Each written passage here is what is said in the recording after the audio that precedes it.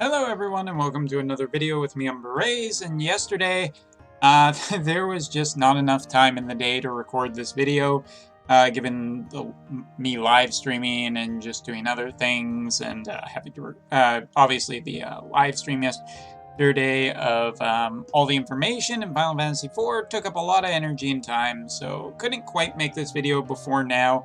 But it's okay, because really, just like the music here, you guys should be taking it easy this week, I think. For me, this is one of the most calm songs in all of Final Fantasy history, and to that extent, I just gotta say, it's just makes me feel chill. And that's kind of the week I think you guys need to have. So this week, you're looking at a bunch of brand new cards, and I'm just going to give my advice on them, whether I think they're really important or not important. So, let's start with the one on the far right, Deceptive Vows, Honest Souls. This artwork, obviously, really nice. Actually, all the artwork is pretty nice, provided that it's not just reused. I actually want to start this video saying I actually just really love the artwork we get on the Vision cards. It looks really nice, it looks really professional, it looks very stylized.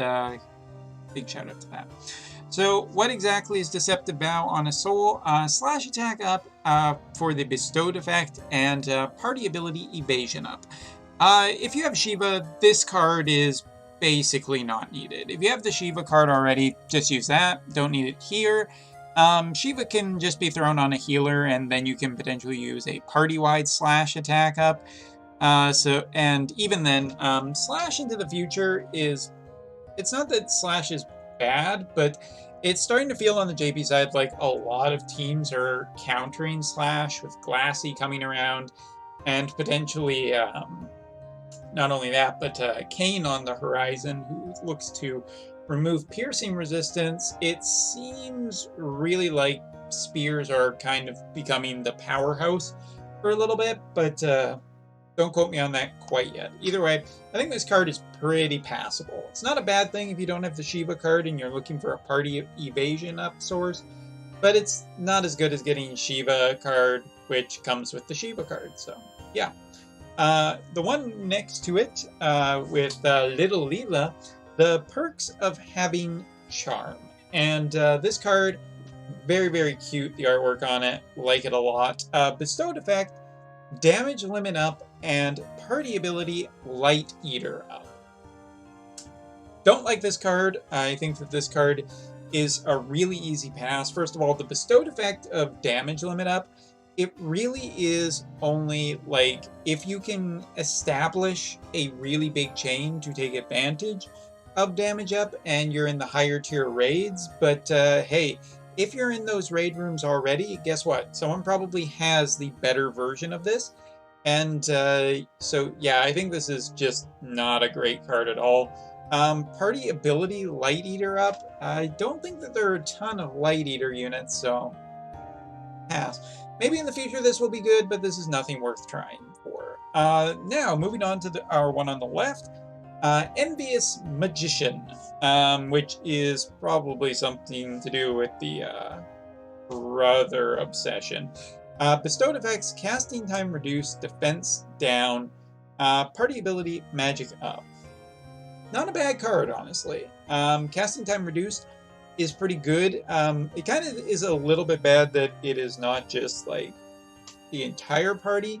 Magic up across the board. I feel like there are already a couple of cards who do this, specifically Wedding Tools, which is still considered to be one of the best, and it doesn't have the downside of this. So yeah, I mean, this is again a cheap version, but nothing worth trying for. So let's get on to the last card. The Two-Headed Dragon, who is a boss from Final Fantasy Brave Exvius, and I think he's been like versions of him have been in Final Fantasy. Like a two-headed dragon is not exactly the most uncommon thing. So looking at it, what you get, bestowed effects, dark attack up, and party ability is damage limit up. Now this is much better if you're looking at the damage limit up being a thing. Having it across the entire party is way more valuable, not only for this, but PvE and PvP modes.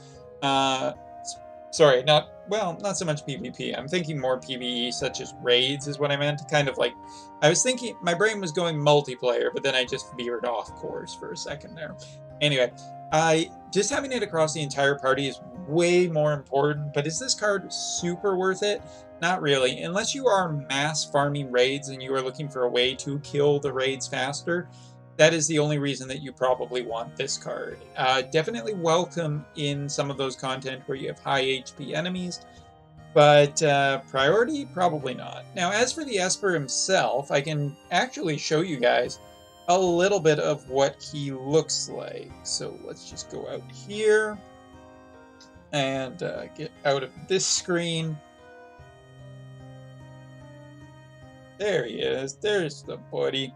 So taking a look at a 2-star level 59 version of him, as you can see, a really high amount of attack, really high amount of HP. Rest of the stats are fine, I guess. I mean, for basically where his stats are located. Looking at him, you have basically Slash Up, you have Darkness Eater, because he is a light-based summon, or Dark Killer, kind of the same thing. He has a lot of attack up, and that's basically what this unit is. Really good for slash characters where you're just trying to irk out as much power as possible. That is basically this summon in a nutshell. Slash unit, darkness killer on him, and attack up. That's basically the way you're going to build him. And what are my overall impressions of him? He's fine. He's perfectly good as another slash-based summon supporter. Like, he's just pretty darn good. Do I think he's worth breaking the bank over? No, and that's kind of the overall summary I have for this banner. While this banner is not bad for the cards, like in general the cards have their uses and everything, nothing out here really stands out as, oh wow, you need to get this kind of thing. You can get by without the twin head dragon or the damage limit up. It sounds much nicer than it actually is. Point that I'm trying to make for all you guys out there is let the whales go for this one. You just sit back, relax, and perk the benefit when raids come around. Okay, so yeah, and the other thing is that I don't recommend this banner because you might as well just save all your Lapis or Warrior of Light, because that seems to be what everybody is doing anyway, although I think some people are going to be very curious to see tomorrow when I can talk about Paladin Cecil's full kit. At the time of this recording, it should also be noted that we got the banner information, and that 6k paid Lapis will guarantee you at least one Paladin Cecil. There is a step-up banner on the JP side that is 6k paid Lapis that will give you one Paladin Cecil guaranteed, no ifs, ands, or buts. Anyway, there you go. Now let's talk about the other thing that's going to be happening. Not all that login stuff or story stuff, that's all very nice, but the Marshmallow Raid. And the Marshmallow Raid, for anybody who is like super annoyed about the previous raid, this raid is generally better. The main reason is that White Marshmallow has more weaknesses to him. He is not as bad, and I do believe that he is one of the ones that gets down-powered to about level 100 as a max rank. It's either this one or the next one, but very soon the raid system will be improving. Regardless, there's tons of dark slash characters, and you can even bring a light slash character.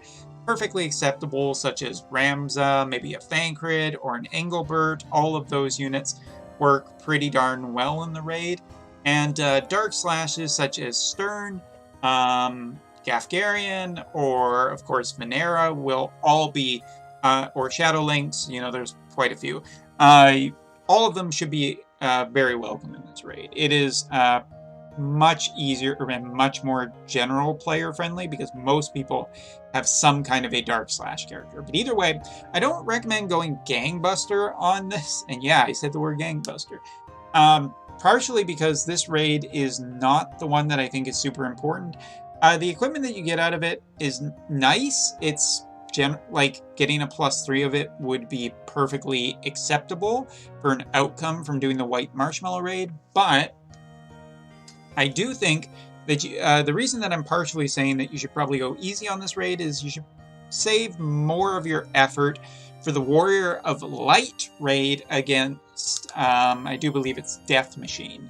That raid is just generally way more important to do better in. Because if you get up to, at least this is the way it was on the JB side, if you get up to a level 80 in the raid, it will net you a +3 armor and a +1 armor of the Warrior of Light armor that you can craft from this raid. It decreases the amount of farming pretty good. I'm not going to say considerably because I don't remember it being that great, but definitely you getting to a high level in the White Marshmallow raid, not as important as the following raid with Warrior of Light, which will also be not necessarily incredibly difficult either. There you go. That's my opinion. Don't do the White Marshmallow raid as much. I mean, do it as much as you can, get the benefits out of it, craft some armor and whatnot, but save that all the effort for the Warrior of Light raid, because regardless of whether you're getting Warrior of Light or not, his armor is, pretty darn nice. So there you go. And yeah, that's basically it for all the global stuff that I have to talk about today. Hope you found it useful and everything. Tomorrow, I will be doing live stream pulls for Cecil, providing that I do come down on the side that I think his kit is worth it. So yeah, probably just going to be getting Cecil tomorrow, and it sounds particularly easy. But if you want to come see some pulls, check him out, see what he can do. I will be working on him hard. Yeah, I knew what I was saying. I'm just trying to give you guys some hee. Anyway, so anyway, that's all for now. Take care, stay healthy, and see you next time.